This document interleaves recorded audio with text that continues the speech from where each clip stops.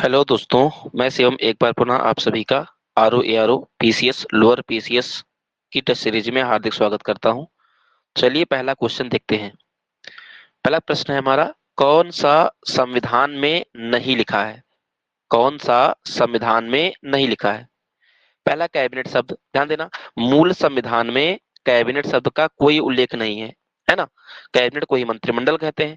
44वें संविधान संशोधन 1978 के द्वारा जो है कैबिनेट शब्द को आर्टिकल नंबर 352 के सब आर्टिकल 3 में जोड़ा गया। और क्या लिखा गया कि राष्ट्रपति कैबिनेट या मंत्रिमंडल की लिखित लिखित सिफारिश के आधार पर ही राष्ट्रीय आपातकाल को लगा सकता है। ठीक है, हालांकि राष्ट्रीय आपातकाल शब्द का उल्लेख नहीं है।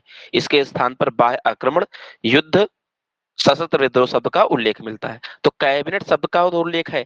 ऐसे प्रश्न में आप हमेशा देखेंगे कि किस शब्द का उल्लेख नहीं है। तो जैसे कैबिनेट शब्द का तो उल्लेख है, लेकिन मूल संविधान में कैबिनेट शब्द नहीं आया है। अंतरिम कैबिनेट जैसा कोई भी शब्द संविधान में वर्णित नहीं है। इसका मतलब बी तो नहीं होगा। बी जो है वर्णित नहीं है। पूछा गया कौन संविधान में नहीं लिखा है, मतलब बी तो सही होगा। अब बी किस में आ रहा है? तो ए तो वर्णित है। ए अगर वर्णित है तो ए वाला काट दो, ये कट गया। अब सी में बी नहीं आया है और डी में बी नहीं आया है, इस प्रकार से आपका करेक्ट आंसर क्या हो गया? बी वाला हो गया। ठीक है ना। बजट शब्द का भी उल्लेख भारतीय संविधान में नहीं मिलता है। इसके स्थान पर अनुच्छेद 112 में वार्षिक वित्तीय विवरण शब्द का उल्लेख मिलता है। तीसरा डी है, प्रधानमंत्री लोकसभा के बहुमत दल के नेता होंगे, ऐसा अनिवार्य नहीं है, ना ऐसा संविधान में लिखा है। प्रधानमंत्री लोकसभा के अलावा राज्यसभा से भी बन सकते हैं। इंदिरा गांधी, प्रधानमंत्री मनमोहन सिंह, है ना, ये सब जो है लोकसभा के नहीं थे, राज्यसभा से जो है प्रधानमंत्री बने थे, इसलिए डी वाला भी गलत हो जाएगा। ये भी नहीं लिखा है। प्रधानमंत्री मंत्रिपरिषद के प्रमुख होंगे, प्रमुख तो होंगे, लेकिन ये लिखा नहीं है। उसमें लिखा है प्रधानमंत्री मंत्रिपरिषद का नेतृत्व करेंगे। ठीक है ना, तो ये भी हो गया।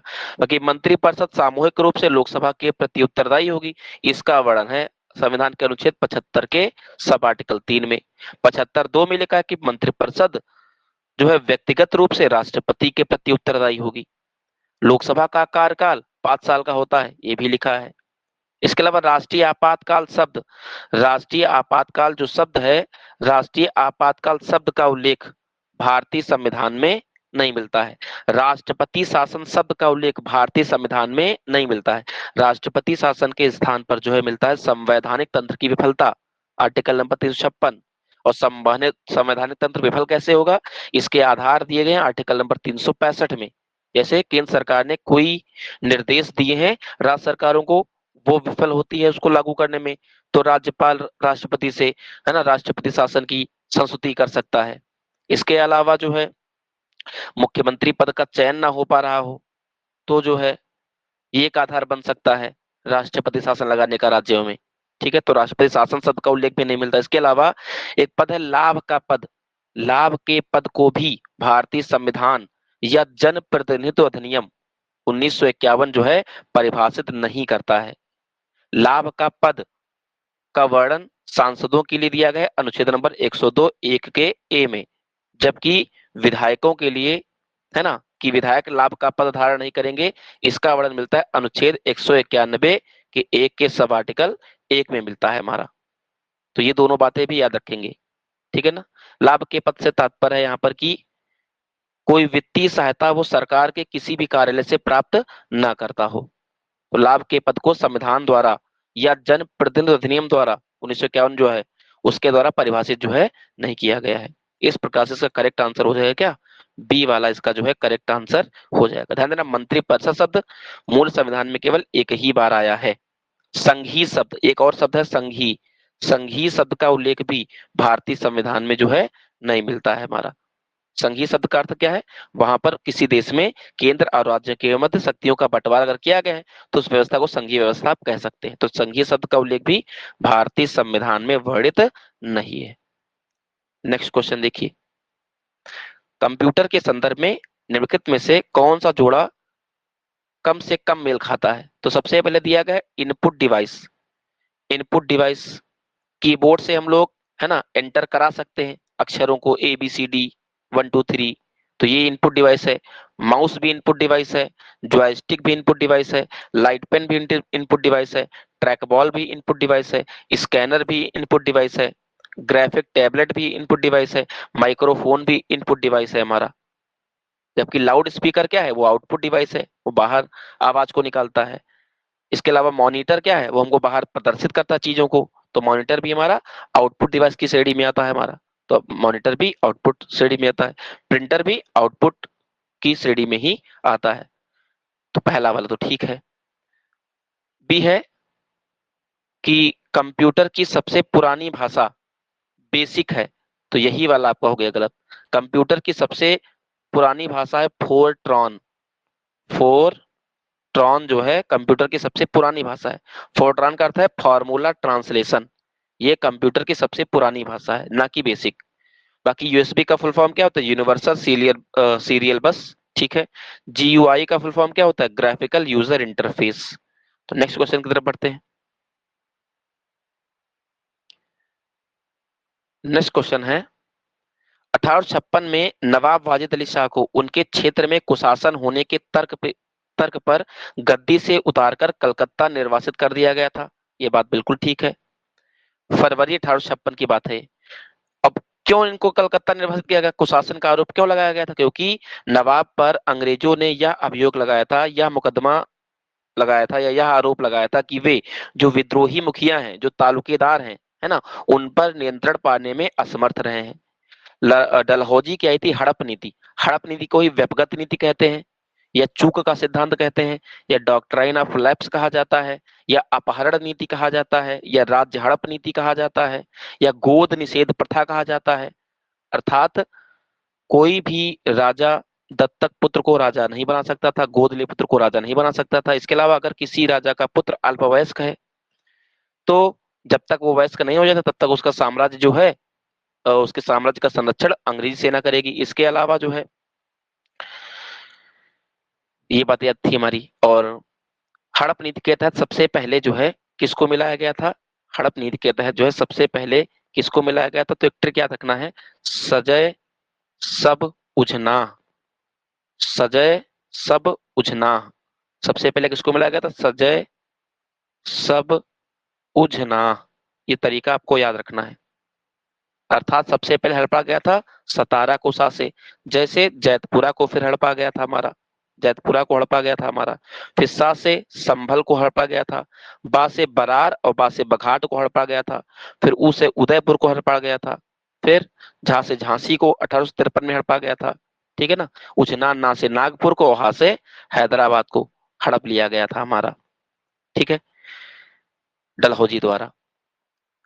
इसके अलावा डलहौजी जो है, कलकत्ता डलहौजी जो है हमारा, वो अवध के बारे में कहता था कि अवध एक चेरी फल के समान है, इसको मैं जब चाहूंगा तब निगल जाऊंगा, कुशासन का आरोप लगा करके।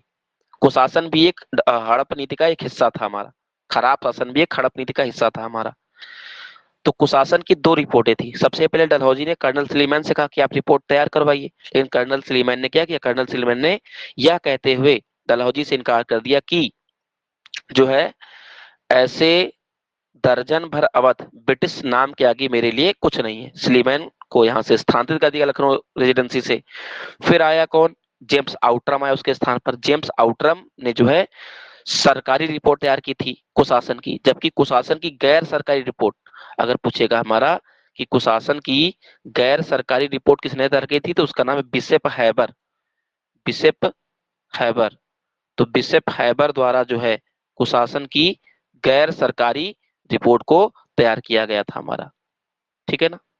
तो इस प्रकार से हमारा इसके दूर। और एक और याद रखेंगे, जो करौली है, करौली, अच्छा बरार जो था, बरार एक प्रावधान और था हड़प नीति में। अगर कोई ऋण दिया है ब्रिटिश सरकार ने और उसको आप तय समय में चुका नहीं पाते तो भी आपके राज्य को हड़प लिया जाएगा। बरार को जो है ऋण ना चुका पाने के कारण हड़पा गया था। करौली को डलहौजी ने हड़पा तो, लेकिन उसके मंत्रिपरिषद की अनुमति नहीं मिली। तो करौली के बारे में बात याद रखा है, ठीक है ना। नेक्स्ट क्वेश्चन, नेक्स्ट है, भारत में मीडिया को नियंत्रित करने के लिए अधिनियमों को किस वर्ष में पारित किया गया था, 1835, 1867, 1878, 1908। तो ये आपके विकल्प दिए गए हमारा, तो आपको याद रखना है कि भारत में मीडिया को नियंत्रित करने के लिए अधिनियमों को किस किस वर्ष पास किया गया। अब आपको पता है कि 1854 में तो वुड डिस्पैच एक्ट आया था, मीडिया से या प्रेस को कंट्रोल करने को हटाया नहीं था, इसलिए बी वाला भी गलत हो गया। और 1872 में इंडियन नेटिव मैरिज एक्ट आया था, अंतर जातीय विवाह अधिनियम आया था नॉर्थब्रुक के प्रयासों से, तो ये भी नहीं हो सकता। 1854 में भी आया है हमारा। इसके अलावा जो है डी वाला विकल्प जो है, डी वाला विकल्प भी गलत है। ठीक है ना। अब इसका सही ऑप्शन क्या होगा हमारा, ए वाला। ऐसे आप जो है लॉजिकल इसको निकालेंगे चीजों को। 1919 में क्या आया था, मांटेगो चेम्सफोर्ड सुधार अधिनियम आया था, तो ये भी नहीं हो सकता है हमारा। तो इसका करेक्ट आंसर क्या हो जाएगा, इसका करेक्ट आंसर हो जाएगा आपका ऑप्शन नंबर ए हो जाएगा। अब देखिएगा 1835 में एक एक्ट आया था, उस समय हमारे गवर्नर जनरल कौन थे हमारे, तो उस समय हमारे गवर्नर जनरल थे विलियम बेंटिक साहब। गवर्नर जनरल हमारे कौन थे, विलियम बेंटिक साहब।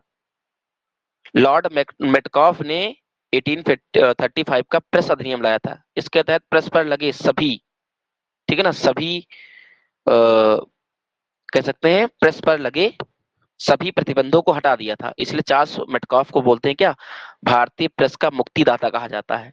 ठीक है ना, तो ये आया था। और 1835 के अधिनियम को 1867 के पंजीकरण अधिनियम से चेंज किया गया था। तो पंजीकरण अधिनियम 1867 का है, इसका भी संबंध प्रेस अधिनियम से है ना।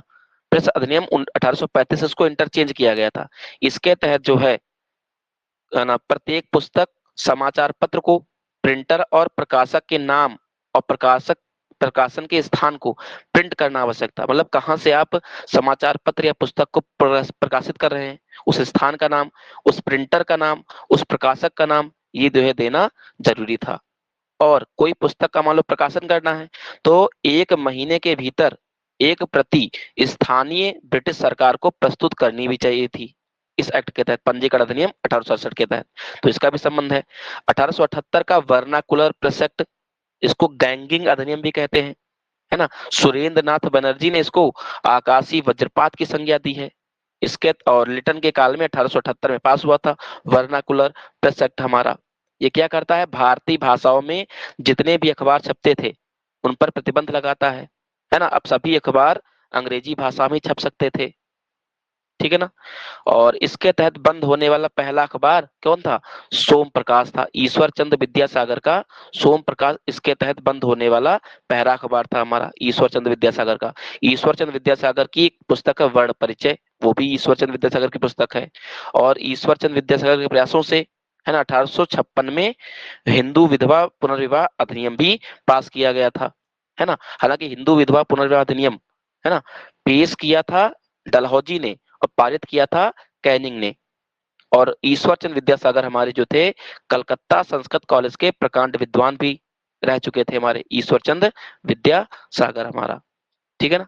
तो ये 1878। इसके अलावा 1878 का जो वर्नाकुलर प्रेस एक्ट था, वर्नाकुलर जो हमारा प्रेस एक्ट था, इसके तहत, ठीक है ना,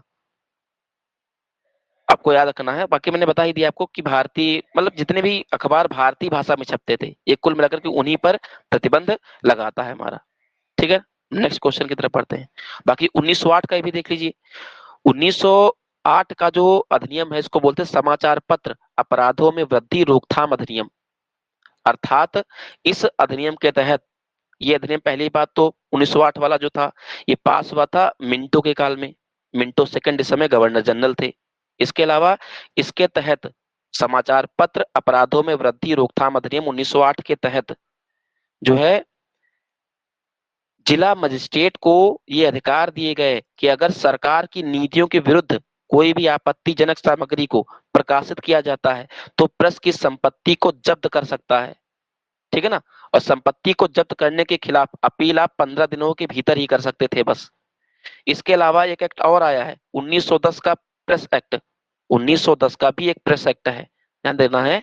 इसके अलावा भी एक प्रेस एक्ट है, वो है क्या, 1910 का प्रेस एक्ट। 1910 का प्रेस एक्ट, 1910 का प्रेस अधिनियम, ये लॉर्ड हार्डिंग द्वितीय के काल में इसको लागू किया गया था हमारा, है ना। और 1921 में तेज बहादुर सप्रू कमेटी की सिफारिश पर भारतीय प्रेस अधिनियम 1910 को निरस्त कर दिया गया था। इसमें क्या था, भारतीय प्रेस अधिनियम 1910 के तहत जो है स्थानीय सरकार को एक अपमानजनक समाचार पत्र को समाप्त करने का अधिकार दिया गया। अर्थात ऐसे समाचार पत्र जो ब्रिटिश आलोचना करते हैं, ठीक है ना, तो ऐसे समाचार पत्रों को समाप्त कर सकते हैं, बंद करवा सकते हैं स्थानीय सरकारें। और इसने जो है अंग्रेजी के साथ साथ सभी प्रकाशनों पर सख्त सेंसरशिप लगा दी थी। सेंसरशिप मतलब जांच पड़ताल के दायरे में कोई चीज आती तो सेंसरशिप लगा दी थी हमारा। तो इसको तेज बहादुर सप्रू कमेटी की सिफारिश पर जो है निरस्त कर दिया गया था हमारा, ठीक है ना। इसके अलावा एक बात आप और याद रखेंगे, भारतीय प्रेस दिवस किस तारीख को मनाया जाता है, 3 मई को। सॉरी, भारतीय कह रहा हूँ, विश्व प्रेस दिवस किस तारीख को मनाते हैं, 3 मई को मनाते हैं, है ना। और प्रेस को अभिव्यक्ति की आजादी मिलती है अनुच्छेद 19(1)(a) के तहत। और भारतीय प्रेस ने जो है भारतीय प्रेस ने ही जो है प्रश्नकाल के ठीक बाद का 1 घंटा, जिसको शून्यकाल कहते हैं, शून्यकाल शब्द भारतीय प्रेस द्वारा ही दिया गया था हमारा। नेक्स्ट, और एक सूचकांक निकलता है, अंतरराष्ट्रीय प्रेस सूचकांक। ये कौन जारी करता है, ये जारी करता है, ये कौन निकालता है, रिपोर्टर्स विदाउट बॉर्डर नामक संस्था जो है इसको निकालती है। नेक्स्ट क्वेश्चन की तरफ बढ़ते हैं।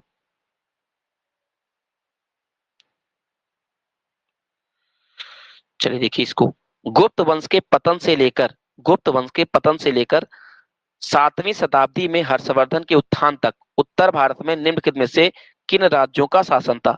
अब जब भी ऐसा क्वेश्चन आए तो हमेशा आपको अंडरलाइन करना है क्या, 7वीं सदी आया है। तो अब पहले इसमें से वो निकालो जिनका संबंध 7वीं सदी से नहीं है, अर्थात जो 7वीं सदी से संबंधित नहीं है। सबसे पहले तो आपको वही निकालना है इसमें हमारा। तो देखिएगा, इसमें से आपको मोटा मोटा देवगिरी तो पता ही होगा। देवगिरी, देवगिरी जो महाराष्ट्र में केंद्रित था हमारा। तो देवगिरी के जो यादव थे, ठीक है ना, उनका कार्यकाल है लगभग 11 से 12वीं सदी। तो 5 तो हो नहीं सकता, और 5 हो नहीं सकता इसलिए ए कट गया विकल्प, आपका डी कट गया विकल्प, ठीक है ना। इसके अलावा मगध के गुप्त, आपको पता है गुप्त वंश का जब पतन होगा तो स्टार्ट होगा गुप्तोत्तर काल। क्या स्टार्ट होगा, गुप्तोत्तर काल, ठीक है ना। और गुप्तोत्तर काल जो था, है ना, वो कहलाता है मगध के गुप्तों के नाम से। इस प्रकार से पहला तो आना ही चाहिए, और पहला आना चाहिए, 5वां आएगा नहीं। इस प्रकार से हम उत्तर तक आसानी से पहुंच गए। अब सी में एक आ नहीं रहा है, तो आंसर नंबर बी हमारा करेक्ट सही हो जाएगा। इस तरीके से जो है इन चीजों को समझेंगे। तो गुप्तों के पतन के पश्चात जो है गुप्तोत्तर 7वीं शताब्दी के शुरुआत में मगध के शासकों के रूप में सफल हुआ था, ठीक है ना। तो ये बात जो याद रखना है। और फिर जो मालवा के परमार हैं, जो मालवा के परमार हैं, इनका संबंध लगभग हमारा कह सकते हैं कि 7वीं 8वीं सदी 8वीं सदी के आसपास का है, ठीक है। तो ये होगा नहीं। तो इस प्रकार से आप आसानी से उत्तर तक पहुंच सकते हैं। तो इसका करेक्ट आंसर क्या हो जाएगा, 1, 3, 4 और 6 इसका जो है करेक्ट आंसर हो जाएगा। तो मारवा, जो मैं आपको बता देता हूं, जो मालवा का परमार वंश है, ये जो है 9वीं शताब्दी से लगा करके 14वीं शताब्दी तक जो है चलता है हमारा मालवा का परमार वंश, ठीक है ना। और जो थानेसर के पुष्यभूति है, थानेसर की जो पुष्यभूति है, इन्होंने जो है 6ठी शताब्दी ईसा पूर्व से इनका कार्यकाल शुरू हो जाता है, ठीक है ना। तो अभी तो ये तो ठीक है, 6वीं शताब्दी और 7वीं शताब्दी में ये होते हैं हर्षवर्धन के समय में। और कन्नौज का जो मौखरी वंश है हमारा, ये भी लगभग जो है 606 ईस्वी से ईस्वी तक जो इन लोगों ने शासन किया था, 7वीं सदी में भी था हमारा। नेक्स्ट क्वेश्चन की तरफ बढ़ते हैं। तो इस प्रकार के क्वेश्चन को आपको ऐसे डील करना है, ठीक है। नेक्स्ट, कौन सा सही सुमेलित नहीं है, भारत में लैंगिक आधारित बजट की शुरुआत 2005-6 में हुई थी। तो पहला बिल्कुल सही है, भारत में लिंग आधारित बजट की शुरुआत जो है 2005-6 में हुई थी। अब आपको कमेंट बॉक्स में बताना है कि लैंगिक आधारित बजट जब पेश हुआ था तो उस समय वित्त मंत्री कौन थे हमारे। गैब्रो कैसी चट्टान है, तो गैब्रो एक प्रकार की आग्नेय चट्टान है, तो ये भी ठीक है। कवाल वन्यजीव अभ्यारण्य, ध्यान देना, कवाल वन्यजीव अभ्यारण्य केरल में नहीं है, ये आपका तेलंगाना में पड़ता है। तेलंगाना में पड़ता है क्या, कवाल वन्यजीव अभ्यारण्य। तो आपका सी वाला विकल्प ही गलत हो गया। बाकी मैग्नोलिया और लॉरेल के पेड़, ये किस प्रकार के पेड़ हैं, तो ये पर्वतीय पेड़ हैं, पर्वतों के ऊपर उगते हैं हमारे, है ना। अब पर्वतीय को ही बोलते हैं माउंटेन प्रकार के वन। तो ये वाला हमारा विकल्प ठीक है। चलिए अगले क्वेश्चन की तरफ बढ़ते हैं अपने।